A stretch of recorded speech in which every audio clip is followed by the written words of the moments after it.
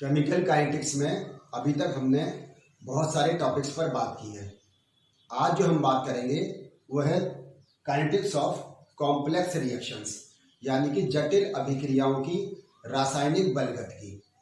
कई ऐसी रिएक्शंस हैं केमिस्ट्री में जो बहुत जटिल होती हैं। जटिल से मतलब वो एक से ज़्यादा स्टेप्स में कंप्लीट होती हैं, एक से ज़्यादा पदों में वे संपन्न होती हैं। तो ऐसी रिएक्शंस की हमें काइनेटिक्स या उसकी रासायनिक बलगतिकी हमें देखनी है। इसमें तीन हमारे सिलेबस में है। पहला तो है रिवर्सिबल रिएक्शन, जिसको हम कहते हैं उत्क्रमणीय अभिक्रियाएं। दूसरा है कंजुगेटिव रिएक्शंस या क्रमागत अभिक्रियाएं, और तीसरी कहलाती है साइड और पैरेलल रिएक्शंस, जिन्हें कहते हैं पार्श्व अथवा समानांतर अभिक्रियाएं। तो सबसे पहले जिस पर हम बात करेंगे आज, जिसकी काइनेटिक्स देखेंगे, वो है रिवर्सिबल रिएक्शन या उत्क्रमणीय अभिक्रियाएं। किसके अंतर्गत? काइनेटिक्स ऑफ कॉम्प्लेक्स रिएक्शंस या जटिल अभिक्रियाओं के अंतर्गत आज सबसे पहले जिसकी बात करेंगे वो है रिवर्सिबल रिएक्शन, यानी कि उत्क्रमणीय अभिक्रियाएं। आप ये पढ़कर आए हैं और आप जानते भी हैं रिवर्सिबल रिएक्शंस क्या होती हैं या उत्क्रमणीय अभिक्रियाएं क्या होती हैं। उत्क्रमणीय या रिवर्सिबल रिएक्शंस वे हैं जिनमें रिएक्टेंट्स आपस में मिलकर प्रोडक्ट बनाते हैं या उत्पाद बनाते हैं, और वे प्रोडक्ट्स पुनः रिएक्टेंट्स में कन्वर्ट हो जाते हैं या अभिकारकों में परिवर्तित हो जाते हैं। यानी कि रिएक्टेंट्स प्रोडक्ट में कन्वर्ट हो, प्रोडक्ट रिएक्टेंट्स में कन्वर्ट हो। इनिशियली क्या होगा, प्रारंभ में क्या होगा कि शुरू में जो rate of disintegration of reactants है, अभिकारकों के विघटन की दर अधिक होगी, यानी कि जो प्रोडक्ट बन रहा है वो रिएक्टेंट से वो अधिक होगा, और बाद में धीरे धीरे करके प्रोडक्ट के विघटन की दर भी बढ़ती जाएगी, और अल्टीमेटली एक ना एक ऐसी स्थिति आएगी जिसमें रेट ऑफ फॉरवर्ड रिएक्शन और रेट ऑफ बैकवर्ड रिएक्शन बराबर हो जाएंगी या समान हो जाएंगी। फिर समझने की कोशिश करें, जब रिएक्टेंट प्रोडक्ट में कन्वर्ट हो रहे हैं तो उसको कहते हैं फॉरवर्ड रिएक्शन, यानी कि अग्र अभिक्रिया, और जब प्रोडक्ट रिएक्टेंट में कन्वर्ट हो रहे हैं वापस से तो उसे कहते हैं बैकवर्ड रिएक्शन या प्रतीप अभिक्रिया। तो वह समय जिसमें अग्र अभिक्रिया का वेग प्रतीप अभिक्रिया के वेग के बराबर हो जाए, यानी कि rate of forward reaction rate of backward reaction के बराबर हो जाए, उस समय इक्विलिब्रियम की कंडीशन आ जाती है, या उसको हम कहते हैं उत्क्रमणीय की अवस्था आ जाती है। एक रिएक्शन पर विचार करें, जैसे मान लीजिए कोई एक रिएक्टेंट है, ये कन्वर्ट किस में हो रहा है? बी में कन्वर्ट हो रहा है। एक रिएक्टेंट ए बी में कन्वर्ट हो रहा है, और इसमें चूंकि ए बी में कन्वर्ट हो रहा है, बी पुनः ए में कन्वर्ट हो रहा है, तो हमने क्या किया? रिवर्सिबल साइन लगा दिया या उत्क्रमणीयता का चिन्ह लगा दिया। अब हम क्या, when A is converted into be the rate constant is k1। जब ए बी में परिवर्तित हो रहा है उस समय वेग नियतांक कितना है? k1। और जब बी वापस से ए में कन्वर्ट हो रहा है तो हमने लिख दिया ये रेट कांस्टेंट की वैल्यू कितनी हो गई? k1 dash. इसका मतलब rate constant of forward reaction अग्र अभिक्रिया का वेग नियतांक k1 है, और जब rate constant of backward reaction जब बी ए में कन्वर्ट हो रहा है तो उसके वेग नियतांक कितना है? k1 डैश है। ठीक है। अब हम कहें suppose initial concentration at time t equal to 0, initial concentration of A is a mole per litre. जब समय शुरू में या प्रारंभ में ए की सांद्रता कितनी थी? a मोल पर लीटर, और बी की कितनी थी? 0। शुरू में ये नहीं था। एट टाइम t समय पर मान लीजिए इसके x मोल कन्वर्ट हो जाते हैं, तो रिमेनिंग कंसंट्रेशन ऑफ ए कितनी बचेगी? a माइनस एक्स, और ये कितनी हो जाएगी? x। ठीक है, ऐसा हम पहले भी करते आए हैं। अब एक और वही बात लिखेंगे, at time t equal to TEQ, मतलब इक्विलिब्रियम पर, यानी कि साम्य अवस्था पर। तो यहाँ हम क्या, मान लीजिए इसमें से XE मोल कन्वर्ट हो जाते हैं, और ये कितना हो जाता है? XE बन जाता है। फिर समझें, ये t समय पर, और ये कब? इक्विलिब्रियम की कंडीशन पर या साम्य की अवस्था पर, उसमें ये a माइनस XE और ये XE हो जाएगा। यहाँ तक बात समझ आ रही है? अब समझे। अब हम इसका मानो dx बाई dt लिखते हैं, rate of formation of product. तो ये बराबर किसकी हो जाएगा? ये वन होगा k1 a minus x minus k1 dash x। समझने की कोशिश करें, ये क्या है? रेट ऑफ फॉरवर्ड रिएक्शन है। कितना प्रोडक्ट बना, उत्पाद कितना बन रहा है, वो डिपेंड करेगा ए बी में कितना कन्वर्ट हो रहा है, और उसमें से बी कितना वापस से ए में कन्वर्ट हो गया। मान लीजिए ए के 60 मॉलिक्यूल बी में कन्वर्ट हुए टी समय पर, और इसमें से 20 मॉलिक्यूल वापस से ए में बदल गए, तो हम कहेंगे बी कितना बना? तो हम कहेंगे जितना b बना उसमें से कितना डिकम्पोज हो गया उसको माइनस कर दो। तो अब बना कितना था K1 A minus x, K1 इसका रेट कांस्टेंट और यहाँ पर रिएक्टेंट की कंसंट्रेशन कितनी है A माइनस एक्स, हमने लिख दिया K1 A minus x. Backward reaction का कितना है रेट कांस्टेंट K1 डैश और यहाँ इसकी कंसंट्रेशन कितनी है x, तो हमने लिख दिया यहाँ पर dx बाई dt, यानी कि ये क्या है net rate of formation of product है। कोई आपसे पूछे फॉर्मेशन ऑफ प्रोडक्ट कितना है तो हम कहेंगे K1 A minus x. Net rate of formation product यानी कि B के बनने की कुल दर कितनी है तो उसमें से इसको घटा दिया तो K1 A minus x minus K1 dash x, इसको हम इक्वेशन नंबर 1 डाल देते हैं या छोड़ देते हैं। ठीक है, अब आगे की बात समझो। इक्विलिब्रियम की बात करते हैं साम्य की अवस्था पर। साम्य की अवस्था पर जैसे हमने आपसे पहले भी कहा था कि जब कभी साम्य की अवस्था होगी उस समय rate of formation of product या हम क्या रेट ऑफ फॉरवर्ड रिएक्शन किसके बराबर हो जाएगी, रेट ऑफ बैकवर्ड रिएक्शन के बराबर हो जाएगी। यानी कि अग्र अभिक्रिया का वेग प्रतीक अभिक्रिया के वेग के बराबर हो जाता है। तो अग्र अभिक्रिया का वेग कितना है K1 A minus x E, equilibrium के समय इसको कर देंगे A माइनस एक्स ई, ये किसके बराबर हो जाएगा K1 डैश एक्स ई के। बात समझ में गई? ये क्या है, ये है rate of formation of product या जिसको हम कहेंगे कि अग्र अभिक्रिया की दर कितनी है तो वो K1 A माइनस एक्स ई है। कहां पर, साम्य अवस्था पर, इक्विलिब्रियम पर। और ये क्या है K1 डैश एक्स ई, ये वापस से बैकवर्ड रिएक्शन की दर है। ये दोनों आपस में बराबर होंगी क्योंकि साम्य अवस्था पर अग्र अभिक्रिया की दर प्रतिप अभिक्रिया की दर के बराबर हो जाती है, यानी कि rate of forward reaction rate of backward reaction के बराबर हो जाती है। तो यदि हम यहाँ पर K1 डैश की वैल्यू निकालें तो K1 डैश कितना आ जाएगा हमारे पास यहाँ पर K1 A minus x e upon x ई।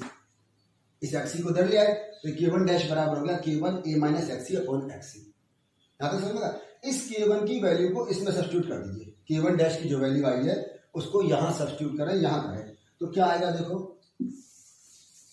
इसको वापस से लिखें dx बाई dt, ये बराबर क्या आ गया K1 A माइनस एक्स और K1 डैश की जगह क्या रख देंगे, ये minus K1 A minus x e upon x e और इंटू एक्स, ये वाला एक्स। तो K1 की वैल्यू हमने सब्स्टिट्यूट कर दी यहाँ पर कि A minus x e upon x into x. यहाँ तक बात समझ में गई? इसमें कोई दिक्कत नहीं। हमने क्या किया यहाँ पर K1 डैश की वैल्यू को सब्स्टिट्यूट किया है, K1 डैश की वैल्यू को निकाला है। तो dx बाई dt ये बराबर हुआ K1 A x e, K1 A x e, फिर ये K1 minus K1 x e, फिर हुआ ये माइनस K1 A एक्स और माइनस माइनस प्लस हो जाएगा K1 एक्स ई और होल अपॉन एक्स ई। ये आपको समझ में आ गया होगा। ये K1 A एक्स ई ये आ गया, फिर K1 यहाँ माइनस का माइनस K1 एक्स ई या माइनस K1 A एक्स और माइनस माइनस प्लस हो गया K1 एक्स ई। अब ये दोनों आपस में कैंसिल हो गए, माइनस K1 एक्स ई और K1 एक्स ई ये प्लस का है, ये आपस में कैंसिल हो गए। तो क्या आएगा हमारे पास में, हमारे पास आएगा dx बाई dt, ये बराबर क्या है यहाँ पर K1 A। देखिए यहाँ भी K1 A है, यहाँ भी K1 A, तो हमने K1 A कॉमन ले लिया। अंदर क्या बचा यहाँ पर एक्स ई माइनस एक्स, यहाँ बचा एक्स ई, यहाँ बचा एक्स और अपॉन क्या आ गया एक्स ई। तो dx by dt equal to K1 A upon x e minus x. अब इस एक्स ई माइनस एक्स को इधर ले आइए, dt को इधर ले जाइए, तो आया ये dx अपॉन dt, ये dt को इधर ले आए तो आ जाएगा एक्स ई माइनस एक्स और फिर आ गया यहाँ पर K1 A upon x e और साथ में क्या आ गया dt। इसका इंटीग्रेशन करें, taking integration of this equation, इस समीकरण का समाकलन कर दीजिए। तो क्या आएगा यहाँ पर minus logarithm of x e minus x, ये बराबर आ गया K1 A upon x e और डी का टी और प्लस सी। यहाँ पे बात समझ में गई? dx upon x e minus x का क्या हुआ logarithm, minus logarithm of x e minus x equal to K1 A upon x e, d t का हो गया टी और सी यहाँ पर क्या आ गया इंटीग्रेशन कांस्टेंट या फिर समाकलन स्थिरांक। ठीक है, अब कंडीशन डालें पहले की तरह जैसे पहले करते थे, when t equal to 0 x was 0, जब t 0 था तो x 0, अब ये t 0 तो ये सारी टर्म 0 हो जाएगी, ये x 0 हो गया तो c इक्वल टू क्या आ गया minus logarithm of x c. तो हमारे पास में आ गया c equal to minus logarithm of x c. यहाँ तक बात समझ रही है? अब इस वैल्यू को यहाँ सब्स्टिट्यूट करते हैं, जो सी की वैल्यू आई है वो यहाँ सब्स्टिट्यूट करें तो हमारे पास आएगा minus logarithm of x c minus x, this is equal to k1 a upon x e into t और minus logarithm of x c. यहाँ तक बात समझे कि हमने क्या किया, सी को सब्स्टिट्यूट कर दिया। इसको इधर लाएंगे तो ये प्लस का हो जाएगा, तो हमारे पास आया k1 a upon x e into t is equal to logarithm of x e upon x c minus x. यहाँ तक बात समझ आती है। अब इसको इधर ले जाइए तो क्या हमारे पास फाइनली क्या आएगा, k1 इज इक्वल टू, यहाँ पर क्या है ये 1 अपॉन टी और एक्स ई बाई ए, तो यहाँ पर आया 1 अपॉन टी, एक्स ई ऊपर गया एक्स ई अपॉन ए और log x e upon x e minus x e. ये हमारे पास में क्या आया, किसके लिए, जो उत्क्रमणीय अभिक्रियाएं हैं या रिवर्सिबल रिएक्शंस हैं उनके लिए k1 की value I x e upon A T logarithm of x e upon x e minus x. यहाँ तक बात समझ रही है। अब थोड़ा सा और इसको आगे देखें। जैसा कि हमने पहले कहा, इक्विलिब्रियम के समय क्या होगा, साम्य के समय, इक्विलिब्रियम के समय हमने कहा था k1 a minus x e, ये बराबर किसके होगा, k1 डैश एक्स ई के। कहा था ना कि यहाँ हमने कहा था अग्र अभिक्रिया का वेग प्रतीप अभिक्रिया के वेग के बराबर हो जाता है। इसको ऐसे लिखे k1 a minus k1 x e is equal to k1 dash x e. यहाँ तक भी कोई दिक्कत नहीं है। फिर क्या करें हम इसको, वो जो k1 टर्म को एक्स ई को इधर ले जाते हैं, तो k1 a बराबर क्या हो गया, ये आ गया k1 एक्स ई प्लस ये इधर जाके k1 x e, k1 dash x e और k1 एक्स ई। यहाँ तक बात समझ आती है। या k1 a बराबर क्या आ गया, यहाँ हमने k1 डैश प्लस k1 और एक्स ई ले लिया कॉमन, और k1 बराबर आ गया हम पर हमारे पास में k1 डैश प्लस k1 और एक्स ई बाई ए। बात समझ आती है। तो अब हमें यहाँ पर क्या करना है, k1 की वैल्यू को यहाँ सब्स्टिट्यूट करना है। इस k1 की जगह हमें ये पूरी वैल्यू रखनी है, तो हमारे पास क्या आएगा, k1 dash plus k1 x e upon a. समझ में आ गई बात। हमने क्या किया, इस k1 की वैल्यू ये सबको यहाँ रख दिया। दिस इज इक्वल टू क्या है, एक्स ई बाई ए और टी, ये एक्स ई ए टी और log x e upon x e minus x. बात समझ में आई ना। तो हमने वैल्यू को सब्स्टिट्यूट कर दिया। अब ये एक्स ई ए से एक्स ई ए कैंसिल हो गया, तो k1 डैश प्लस k1 ये बराबर किसके आ गया, 1 upon t log x e upon x e minus x. और फाइनली जब इसको लिखेंगे तब आ जाएगा ये k1 डैश प्लस k1 ये बराबर लॉग को लॉग 10 में कन्वर्ट करें तो 2.303 से मल्टीप्लाई करते हैं। अब इसको LOG लॉग लिखेंगे x e upon x e minus x. अब सीखें, देखो यहां पर k1 डैश क्या है, ये है rate constant for backward reaction. k1 क्या है यहाँ पर, rate constant for forward reaction. 2.303 upon T, T time है, एक्स ई इक्विलिब्रियम पर प्रोडक्ट की कंसंट्रेशन, और ये क्या, remaining concentration of reactant at equilibrium, साम्यावस्था पर अभिकारकों की शेष रह गई सांद्रता।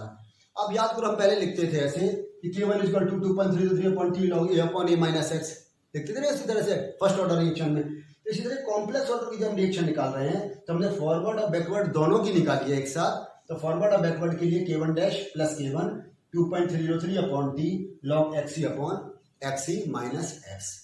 तो यदि एग्जाम में आपके लिए आता है कि व्हाट आर रिवर्सिबल रिएक्शंस, उत्क्रमणीय अभिक्रियाएं क्या हैं, तो आप बताओगे उत्क्रमणीय अभिक्रियाएं क्या होती हैं, उनके रेट ऑफ फॉरवर्ड रिएक्शन और रेट ऑफ बैकवर्ड रिएक्शन के बारे में बताओगे, और उसके बाद पूरा उसका काइनेटिक्स इस तरह से आप डेरिवेशन निकाल देंगे। यहां तक फाइनली आपको निकालना है k1 dash plus k1 equal to 2.303 upon t log x e upon x e minus x. धन्यवाद।